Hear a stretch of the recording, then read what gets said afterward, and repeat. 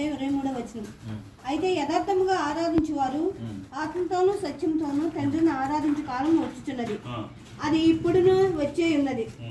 తన్ను ఆరాధించువారు అట్టివారే కావాలని తండ్రి కోరుచున్నాడు. దేవునికి మహిమ కలుగును గాక. అట్టివారే కావాలని తండ్రి కోరుతున్నాడు. అమ్మ మార్తమ్మ గారు, యేసుక్రీస్తు రాక మునుపు పర్వతాల మీద యెహోవాను ఆరాధించేవారు, తర్వాత గుడారాల్లో ఆరాధించేవారు, తర్వాత సొలొమోన్ గారు కట్టిన మందిరాల్లోనూ ఆరాధించేవారు.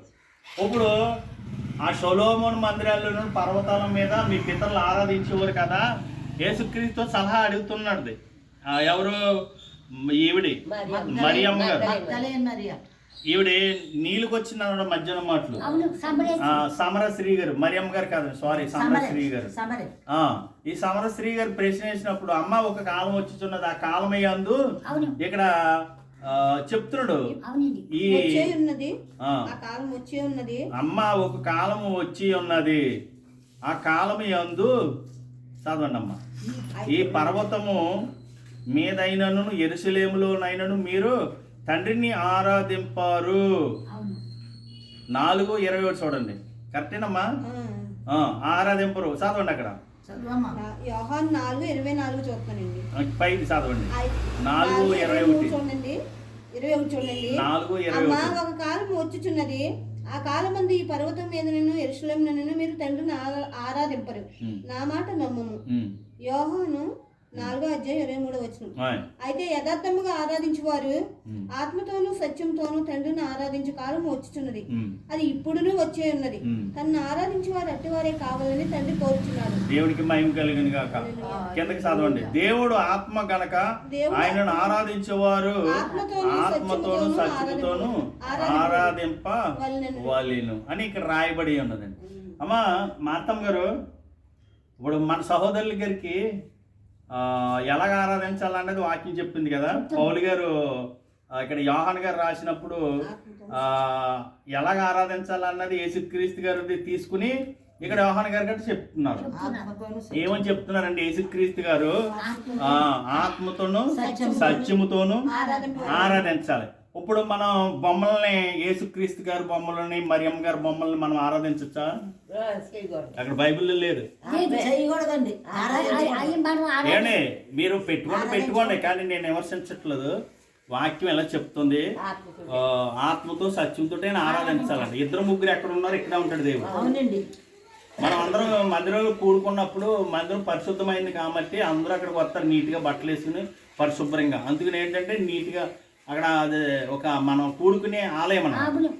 అందుకే ఏంటంటే ఇక్కడ ఆత్మతో సత్యంతో తండ్రిని ఆరాధించాలి. ఆ కాలం వచ్చి ఉన్నదండి. యేసుక్రీస్తు గారు వచ్చినప్పుడు చెప్తాడు. ఇప్పుడు పర్వతాల మీద కానీ యెరూషలేములో అవసరం లేదని మరి అక్కడ కరెక్ట్గా చెప్పాడు ఆయన, యేసుక్రీస్తు గారు. ఇక్కడేమో యోహాన్ గారు కరెక్ట్గా చెప్పారు. మీకు ఇక్కడికి ఎన్ని ప్రశ్నలు అయినాయి అంటే, సువార్త గురించి, అభిషేకం గురించి, ఆరాధన గురించి. అవునండి. ఇంకా కొంచెం చదవండి. 8:19 దేవుని కుమారుల ప్రత్యక్షత కొరకు,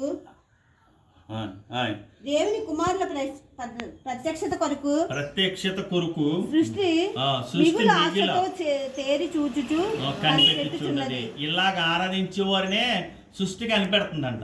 మనకి ఎవరు ఉన్నారు, చుట్టాలు ఎవరున్నారు, బంధువులు ఎవరు ఉన్నారు అని అంటున్నారు మార్తమ్మ గారు. ఇప్పుడు మీకు దేవుడు పిల్లలు ఉండదు అంటున్నారు. మేమేం పిల్లలు, సృష్టి మిమ్మల్ని కనిపెడుతుంది కాబట్టి నేను ఇక్కడికి వచ్చాను. కనిపెడుతుంది కాబట్టి ఎక్కడో ఉన్న ప్రజలకు, మీరు కోట్లాది మంది ప్రజలకు తెలిసారు. ఈ సృష్టి బలం నడిపిస్తుంది. వాయువులు దేవుడు మనకి పంచభూతంలో తోడుగా పెట్టాడు. నిజమేనండి, నమ్ముతారు వాక్యం, అంతే కదా. అది అపోస్తల కార్యములు 17వ అధ్యాయం 11వ. వీరు తెస్సలోనికలో ఉన్న వారి కంటే గనులై ఉండిరి గనుక ఆసక్తితో వాక్యం అంగీకరించి పౌలును సీలయును చెప్పిన సంగతులు అలాగున్నవో లేవో అని ప్రతి దినమును లేఖనములు పరిశోధించ వచ్చిరి. ఇప్పుడు బైబిల్ అన్నది అమ్మ మార్తమ్మ గారు, పరిశోధించాలా లేకపోతే వద్దా? పరిశోధిస్తేనే అలా ఆరాధించాలో తెలుస్తుంది, పరిశోధిస్తేనే అభిషేకం అన్నది తెలుస్తుంది. పరిశోధిస్తేనే మన సువార్త ఎలా చేయాలని తెలుస్తుంది, అంతే కదా. పరిశోధించకపోతే తెలియదు. అందుకే దశలోనికులో ఉన్న వాళ్ళకంటే వీళ్ళు గనులంట. అందుకే ప్రతి దినం పరిశోధించారంట. ఏంటి ఎలాగ చేయాలి, ఎలాగ ఆరాధన చేయాలి, ఎలాగ అభిషేకం పొందుకోవాలని. ఇవన్నీ నా మాటలు కదండి, వాక్యాలే చెప్పేద్దామండి. అయిపోయింది. 2 కొరింథీయులకు 6వ అధ్యాయం 16 వచనం. దేవుని ఆలయమునకును విగ్రహములతో ఏమి పొందుక మనము జీవముగల దేవుని ఆలయమే ఉన్నాము. అందుకు దేవుడు ఇలాగ సెలవిచ్చుచున్నాడు, నేను వారిలో నివసించి సంచరింతును, నేను వారి దేవుడే ఇందును, వారు నా ప్రజలే ఇందురు. 1 కొరింథీయులకు 10వ అధ్యాయం 14 వచనం. కాబట్టి నా ప్రియులారా, విగ్రహారాధనకు దూరంగా పారిపోండి. 1 కొరింథీయులకు 10వ అధ్యాయం 15 వచనం. బుద్ధిమంతులతో మాట్లాడినట్లు మీతో మాట్లాడుచున్నాను, నేను చెప్పే సంగతిని మీరే ఆలోచించుడి. 1 యోహాను 5వ అధ్యాయం 21 వచనం. చిన్నపిల్లలారా, విగ్రహముల జోలికి పోకుండా జాగ్రత్తగా ఉండండి. అపోస్తలుల కార్యములు 7వ అధ్యాయం 47వ వచనం. అయితే సొలొమోను ఆయన కొరకు మందిరం కట్టించెను. అపోస్తలుల కార్యములు 7వ అధ్యాయం 48వ వచనం. అయినను ఆకాశం నా సింహాసనము, భూమి నా పాదపీఠము, మీరు నా కొరకు ఎలాంటి మందిరము కట్టుదురు? నా విశ్రాంతి స్థలం ఏది? అపోస్తలుల కార్యములు 7వ అధ్యాయం 49వ వచనం. ఇవన్నీ నా హస్తకృత్యములు కావా అని ప్రభువు చెప్పుచున్నాడు. అపోస్తలుల కార్యములు 7వ అధ్యాయం 50వ వచనం. అని ప్రవక్తలు పలికిన ప్రకారము సర్వోన్నతుడు హస్తకృత్యాలలో నివసింపడు. 1 తీమోతి 6:16 వచనం. సమీపింపరాని తేజస్సులో ఆయన మాత్రమే నివసించుచు అమరత్వము గలవాడై ఉన్నాడు. మనుషులలో ఎవడునూ ఆయనను చూడలేడు, ఎవడునూ చూడనేరడు. ఆయనకు ఘనతయు శాశ్వత ప్రభావమును కలిగి ఉండును గాక. ఆమేన్. అమ్మా మార్తమ్మ గారు, ఆయన ఎక్కడ ఉన్నాడు అన్నారు? ఇప్పుడు వాక్యాలు మనం విన్నాం కదండి. ఆకాశం ఆయన సింహాసనం, భూమి ఆయన పాదపీఠం.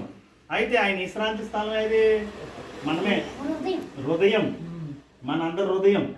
2-3 ఎక్కడుంటే ఆయన ఉంటాడు. నీ హృదయమే నా దేవాలయం అని అన్నాడు ఆయన. అందుకే ఏంటంటే ఇప్పుడు విగ్రహారాధన అన్నది అన్ని జనుల గురించి కాదండి, వాళ్ళ గురించి కాదండి, మన గురించి చెప్తున్నాడు.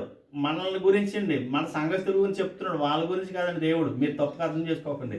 విగ్రహారాధన అన్నది మందిరంలో ఉండకూడదు.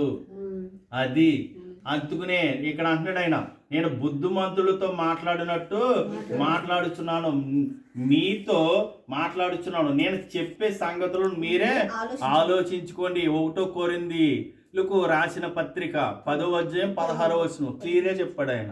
ఇవన్నీ మీకు ఎవిడెన్స్ చూపిస్తున్నాను. ఏంటంటే మీరు చాలామంది దేవుడు ఆ బొమ్మల్లో రూపాల్లో ఉంటారని నమ్ముతున్నారు. కాదు, మీ ఇంటికాడ ఉంటాడు, మీరు పొలం వెళ్ళినప్పుడు ఉంటాడు, మీరు డ్యూటీకి వెళ్ళినప్పుడు ఉంటాడు. నేను పత్రికలు వచ్చాను, నా కూడా ఉన్నాడు, మరియమ్మ గారు కూడగట్ట ఉన్నాడు. ఆయన ఉన్నామని నేను ఇక్కడికి వచ్చి కలిసాను. అందుకే ఏంటంటే నేను ఎవరిని విమర్శించడానికి కాదండి. సుమే, దయచేసి నాకు క్షమించండి.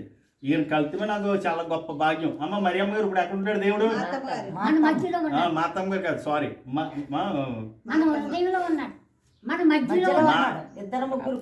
మార్తమ్మ గారు ఇప్పుడు ఎక్కడ ఉన్నాడు దేవుడు?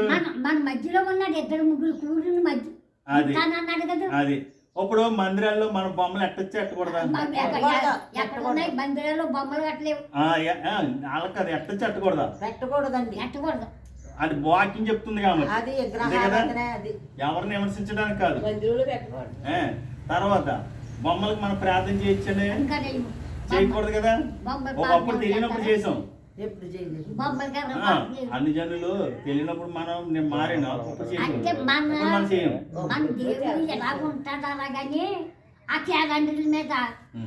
ఎప్పుడు ప్రభుని చిలివేసినప్పుడు